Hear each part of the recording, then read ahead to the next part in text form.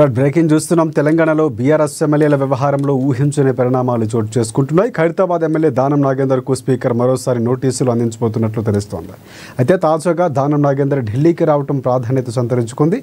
AICC పెద్దలు కలిసేందుకు ఆయన ఢిల్లీ వచ్చినట్లు తెలుస్తోంది. ఎమ్మెల్యే పదవికి ఆయన రాజీనామా చేసే యోచనలో ఉన్నట్లు సమాచారం. ఒకవేళ స్పీకర్ ముందు హాజరైతే అనర్హత వేటు పడుతుందని దానం భావిస్తున్నారు. తనకు మంత్రి పదవి ఇస్తేనే రాజీనామా చేస్తారని కాంగ్రెస్ పార్టీ పెద్దలు కోరబోతున్నట్లు తెలుస్తోంది. ఇప్పటికే దానం నాగేందర్ విచారణకు హాజరు కావాలని ఈరోజు స్పీకర్ నోటీసులు ఇచ్చినట్లు తెలుస్తోంది. సాయంత్రం వరకు దానం నాగేందర్ రాజీనామాపై ఒక స్పష్టత రాబోతున్నట్లు సమాచారం అందుతుంది. అయితే స్పీకర్ ఫార్మాట్లోనే రాజీనామా చేసేందుకు ఆయన ఒక నిర్ణయం తీసుకున్నట్లు విశ్వసనీయ వర్గాల నుంచి ఒక సమాచారం అందుతుంది. ఇదే బాటలో కడియం శ్రీహరి కూడా రాజీనామా చేసే అవకాశం ఉన్నట్లు సమాచారం.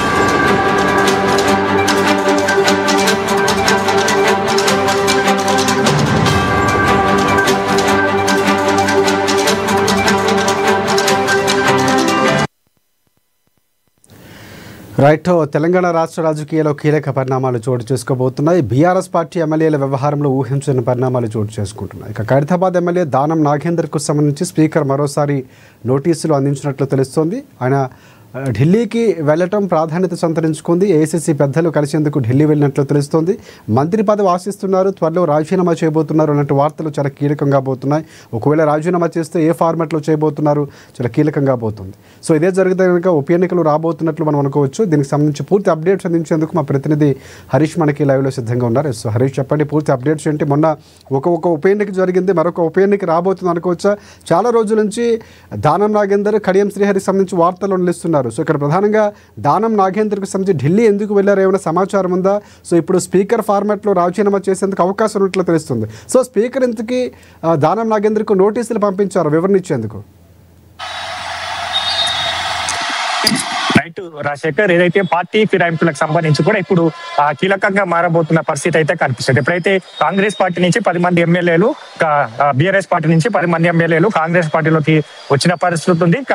వారికి సంబంధించి కూడా వేటు వేయాలంటూ కూడా, అనర్హత వేటు వేయాలంటూ కూడా బీఆర్ఎస్ వర్కింగ్ ప్రెసిడెంట్, మాజీ మంత్రి కేటీఆర్, అలాగే బీఆర్ఎస్ ఎమ్మెల్యేలంతా కూడా సుప్రీంకోర్టును ఆశ్రయించడం జరిగింది. అక్కడ 8 మందికి సంబంధించి కూడా ఏదైతే ఈ 10 మంది ఎమ్మెల్యేలో విచారణ కొనసాగుతుంది. ఇక్కడ స్పీకర్ కార్యాలయంలో సంబంధించి కూడా వారికి క్రాస్ ఎగ్జామినింగ్ జరుగుతున్న పరిస్థితి అయితే కనిపిస్తా ఉంది. దాంట్లో ప్రధానంగా ఖైరతాబాద్ ఎమ్మెల్యే దానం నాగేందర్, అలాగే స్టేషన్ గణపూర్ ఎమ్మెల్యే కడియం సిఆర్కి సంబంధించి కూడా వాళ్ళు స్పీకర్ పంపించిన నోటీసులకు రిప్లై ఇవ్వలేదు.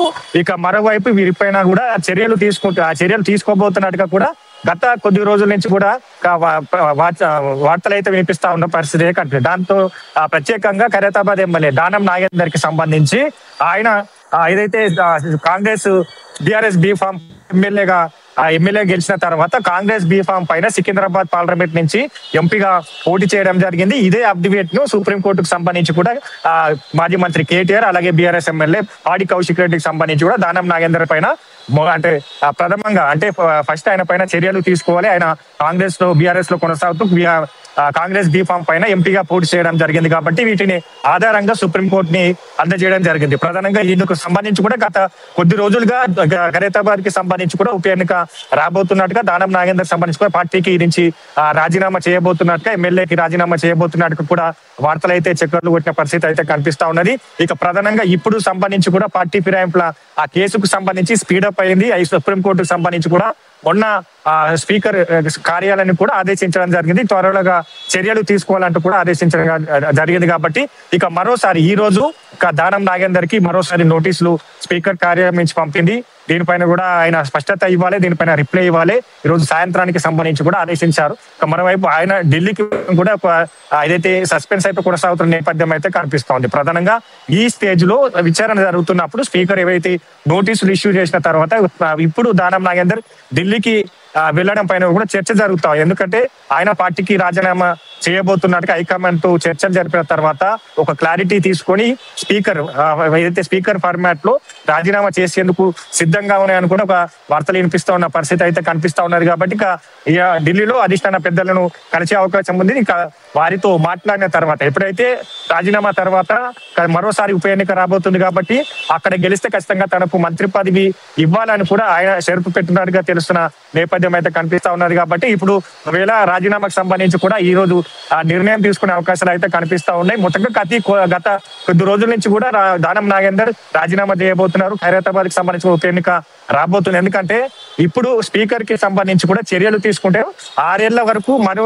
ఎన్నికల నుంచి పోటీ చేసేందుకు అవకాశం ఉండదు. కాబట్టి రాజీనామా చేసి ఉప ఎన్నికలు మరోసారి కాంగ్రెస్ పార్టీ నుంచి బరిలో దిగాలని కూడా దానం నాగేందర్ ఆలోచిస్తున్న పరిస్థితి అయితే కనిపిస్తా ఉన్నది. ఒకవైపు 6 ఏళ్ల నిబంధన, మరోవైపు మంత్రి పదవికి సంబంధించి కావచ్చు, ఈ అంశాలన్నింటి కూడా ఆయన బేరీజు వేసుకున్న తర్వాతనే ఈ ఒక నిర్ణయానికి వచ్చినట్టుగా తెలుస్తుంది. ఇదే అంశాలను ఢిల్లీలో అధిష్టాన పెద్దలతో చర్చించి తన మంత్రి పదవా లేదంటే ఉప ఎన్నికకు సంబంధించి కావచ్చు ఇక ఆయన ఏం అడగబోతున్నారు. ప్రధానంగా గత కొద్ది రోజులుగా కూడా ఆయన మంత్రి పదవి అడుగుతా ఉన్నారు. ఇక మరోసారి రాజీనామా చేసి ఎన్నికలకు వెళ్ళి ఏదైతే మంత్రి పదవికి తీసుకోవాలన్నట్టు కూడా వార్తలు వినిపిస్తున్న నేపథ్యం అయితే కనిపిస్తా ఉన్నది. కాబట్టి ఇక ఇప్పుడు సంబంధించి అధిష్టాన పెద్దలతో ఇదే డిమాండ్ అక్కడ పెట్టి మంత్రి పదవి తీసుకున్న తర్వాత ఈ రాజీనామా నిర్ణయానికి సంబంధించి మంత్రి పదవికి క్లారిటీ తీసుకున్న తర్వాత రాజీనామాకు సంబంధించి కూడా దానం నాగేందర్ ఒక నిర్ణయాన్ని తీసుకోబోతున్నారు. ఈ రోజు సంబంధించి ఢిల్లీ ఆదేశించిన పెద్దలతో చర్చించిన తర్వాత ఇక స్పీకర్